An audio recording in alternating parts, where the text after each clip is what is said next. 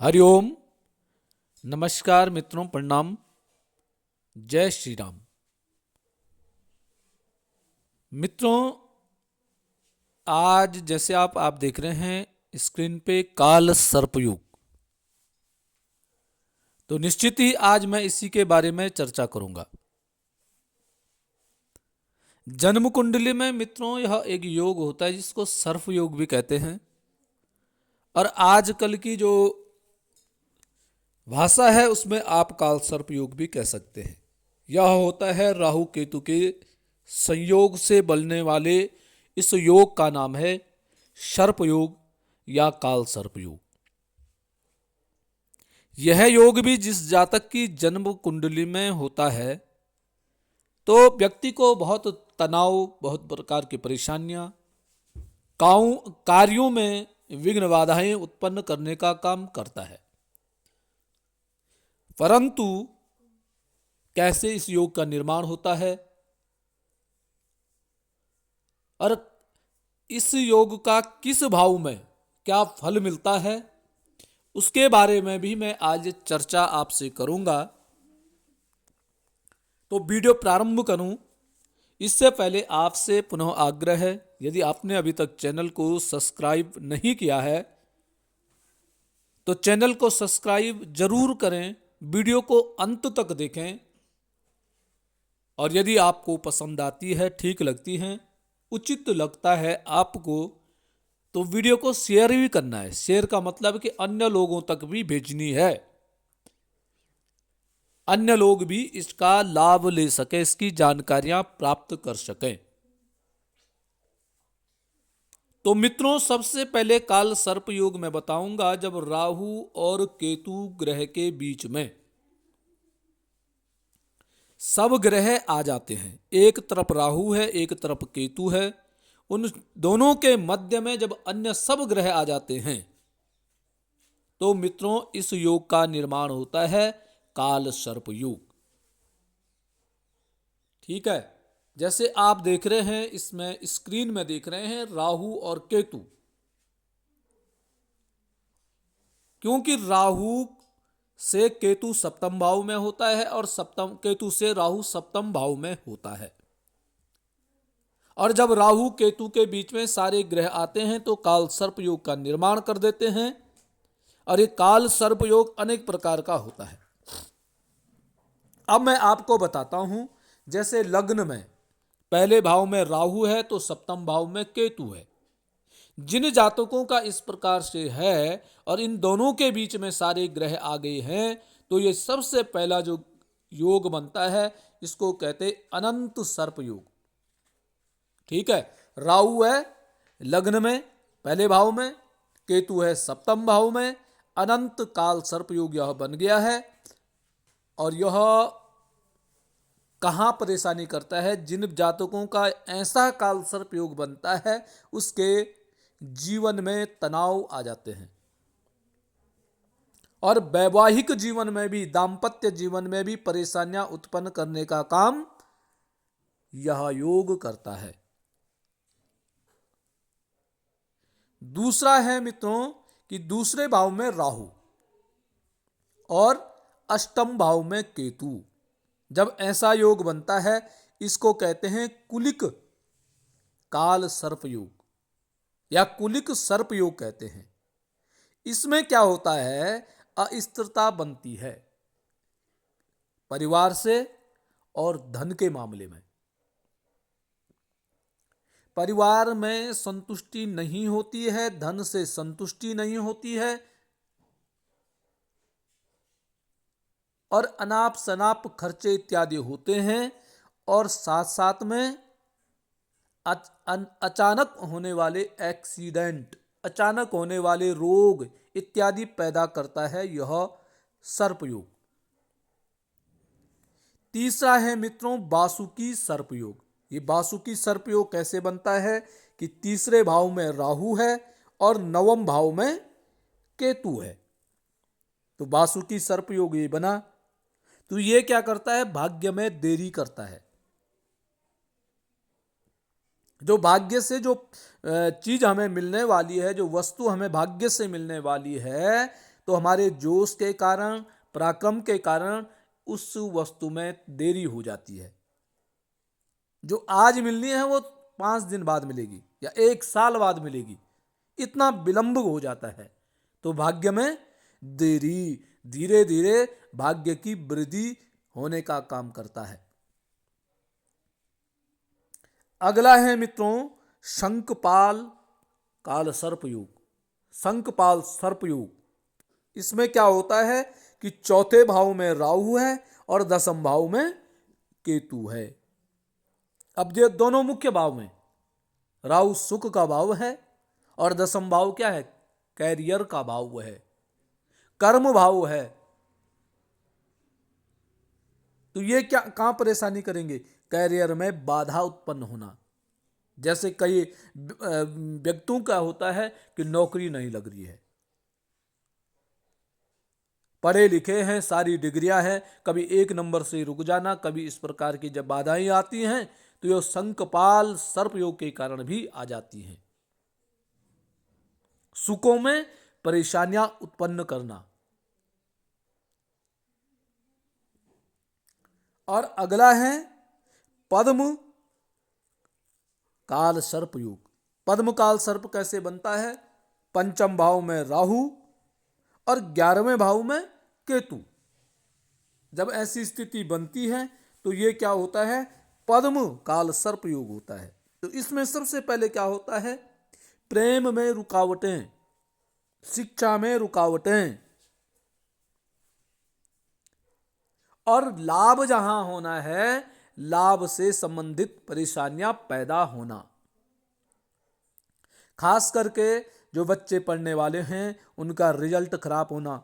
पंचम भाव में राहु है, 11वें भाव में केतु है, सारे ग्रह उनके मध्य बीच में फंसे हुए हैं, तो शिक्षा में बाधा उत्पन्न होना। जो पढ़ाई आप करना चाहते हैं उसको न करके किसी दूसरी पढ़ाई में आपका मन चले जाना। तो ये योग बनाता है पद्म काल सर्प योग। अब अगला है मित्रों महापद्म। ये महाकद्म पद्म जो काल सर्प है वो क्या स्थिति होती है कि 6वें भाव में राहु है, 12वें भाव में केतु है, इन दोनों के मध्य में सारी ग्रह विराजमान हैं। तो यह क्या कराता है, संघर्ष करवाता है। किसी भी कार्य में बहुत अधिक संघर्ष करने के लिए व्यक्ति को विवश कर देता है, और संघर्ष के बाद ही व्यक्ति को सफलता प्राप्त होती है। व्यक्ति सफल संघर्ष के बाद होता है। तो यह है महापद्म काल सर्प योग, ऐसी स्थिति पैदा कर देता है। अब है मित्रों अगला जो काल सर्प है वह है तक्षक। तक्षक क्या होता है, 7वें भाव में राहु है और प्रथम भाव में केतु। ठीक उल्टा हो गया, जहां राहु है वहां केतु, जहां केतु है वहां राहु। ये क्या है, तक्षक काल सर्प योग। और ये तक्षक काल सर्प योग भी बड़ा भयंकर होता है। भयंकर क्या है, यह सबसे पहले क्या करता है, रिश्तों में उतार चढ़ाव। और कभी कभी यह भी देखने को मिलता है कि रिश्तों में इतना तनाव पैदा कर देते हैं, इतना उतार चढ़ाव पैदा कर देता है कि व्यक्ति को संबंध विच्छेद, जिसको कह सकते हैं तलाक जैसी स्थिति भी पैदा कर देता है। तो ये करता है तक्षक काल सर्प योग जो होता है, उसके कारण ऐसी स्थिति बनती है। अब अगला है कर्कोटक काल सर्प योग। इसमें क्या है कि राहु होता है 8वें भाव में और केतु होता है 2वें भाव में। पहले क्या था, राहु 2वें भाव में, केतु 8वें भाव में था।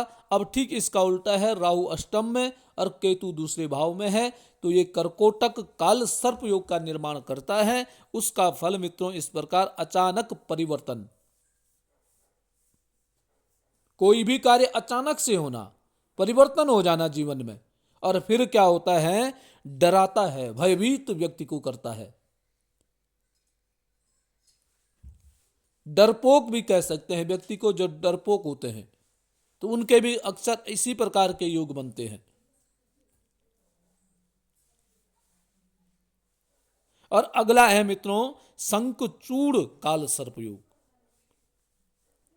शंखचूड़ काल सर्पयोग का निर्माण होता है नवम भाग्य भाव में राहु है और तीसरे पराक्रम भाव में केतु है।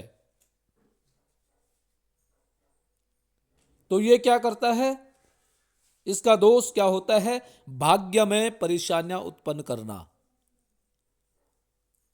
और साथ साथ में पिता से समस्या, पिता के साथ सामंजस्य ठीक नहीं बैठ पाता है, पिताजी के साथ अनबन की स्थिति पैदा करता है। यह शंखचूड़ काल सर्प योग जो बनता है।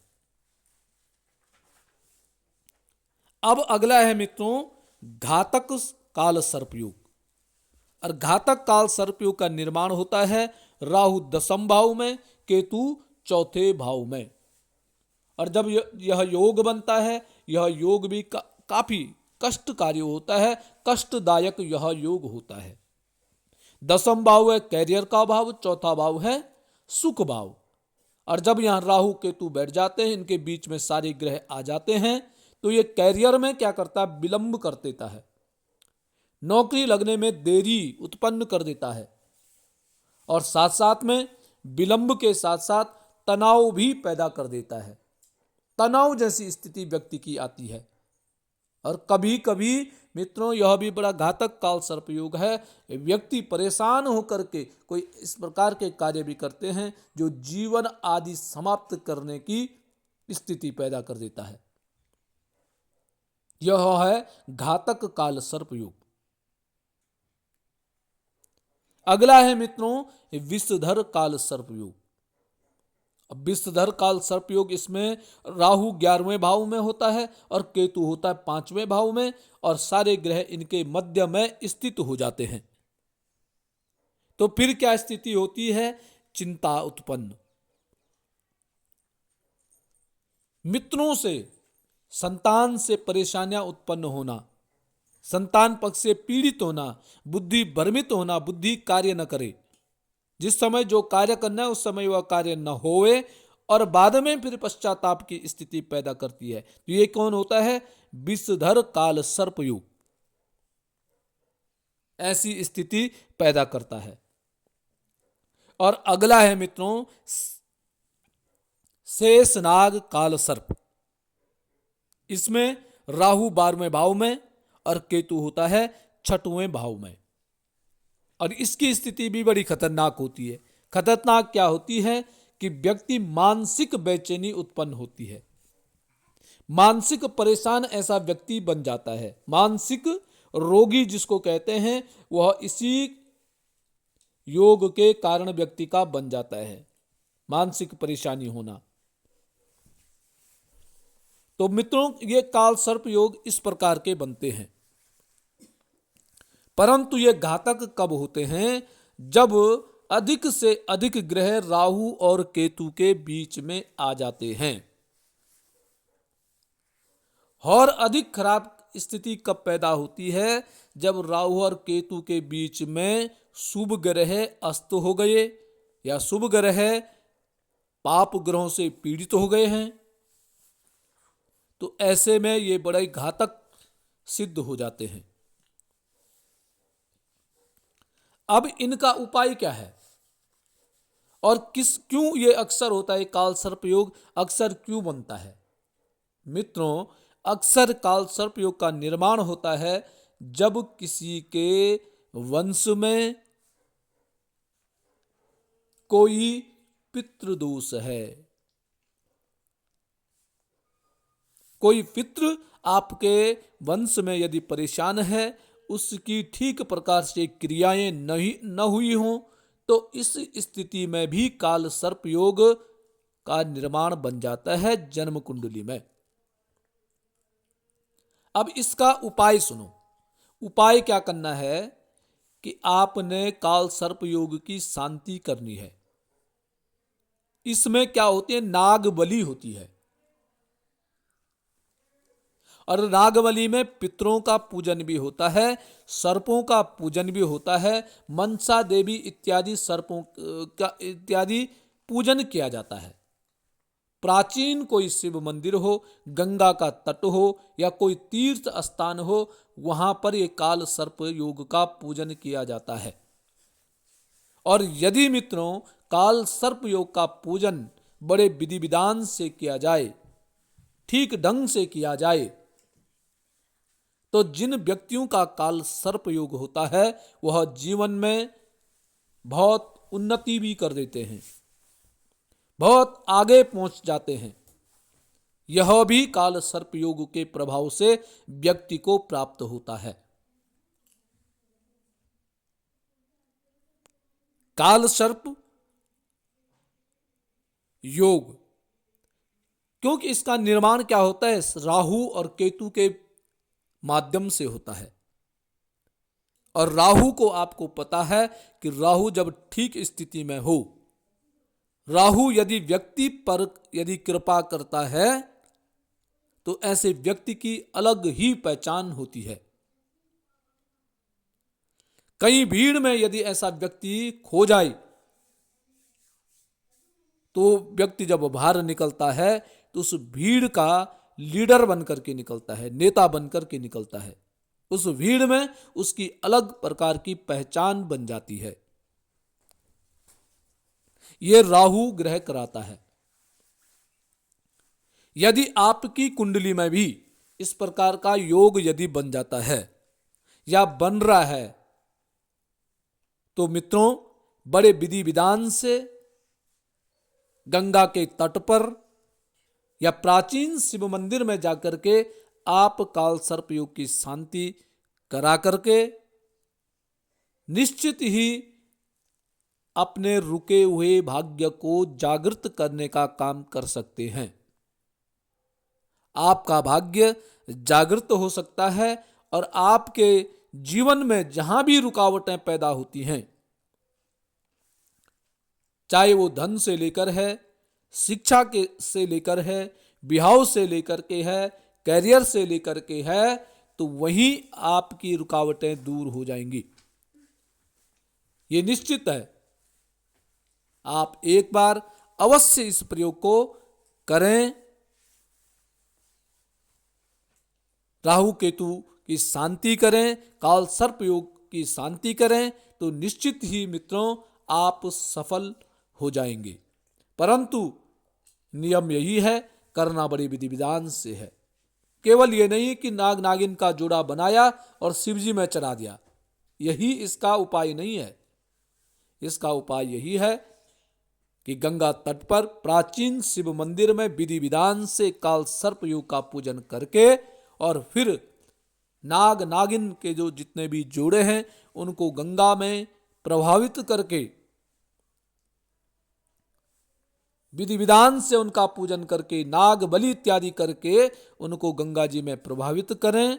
जो वस्त्र पहने हैं उनका भी परित्याग करें, स्नान इत्यादि करके, और फिर ब्राह्मण भोजन, गाय को भोजन इत्यादि करके, दान इत्यादि करके आप करते हैं तो निश्चित ही आप सफल हो सकते हैं। तो मित्रों ये था आज की जानकारी काल सर्प योग के बारे में।